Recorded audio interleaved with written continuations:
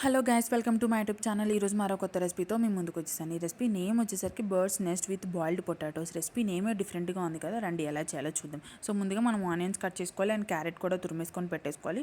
Half spoon of ధనియాల పొడి, 2 tablespoon of కారం, half spoon salt and half spoon జియాటీ masala and half spoon ginger garlic paste add చేసుకోవాలి. 1 మిర్చి cut చేసుకొని వేసుకోవాలి. పన్నీర్ని కూడా తురిమేసుకొని వేసేసుకోవాలి.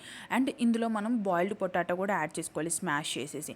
అండ్ ఇందులో మన క్రిస్పీనెస్ కోసం మైదా కొంచెం అండ్ కార్న్ఫ్లోర్ కొంచెం యాడ్ చేసుకొని వితౌట్ వాటర్ మిక్స్ చేసుకోవాలి. ఇప్పుడు మనం ఒక 2 మినిట్స్ పాటు పక్కన పెట్టేసి దాని తర్వాత తీసుకొని అవి కొన్ని షేప్స్ అనేది తయారు చేసుకోవాలి. నేనైతే బర్డ్స్ నెస్ట్ షేప్ అనేది తయారు చేశాను.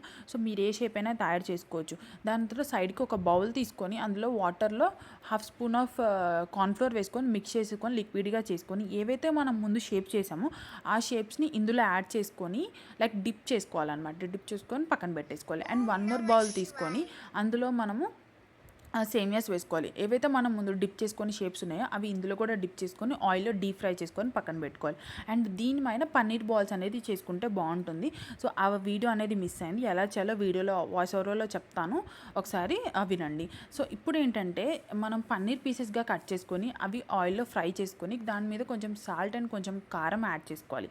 అవి కూడా కొద్దిసేపు పక్కన పెట్టుకొని చల్లారిన తర్వాత అవి కూడా స్మాష్ చేసేసి అవి కూడా కొన్ని షేప్స్ అనేది చేసుకోవచ్చు. నేనైతే ఈజీగా ఉండడానికి బాల్ షేప్ చేసుకున్నాను.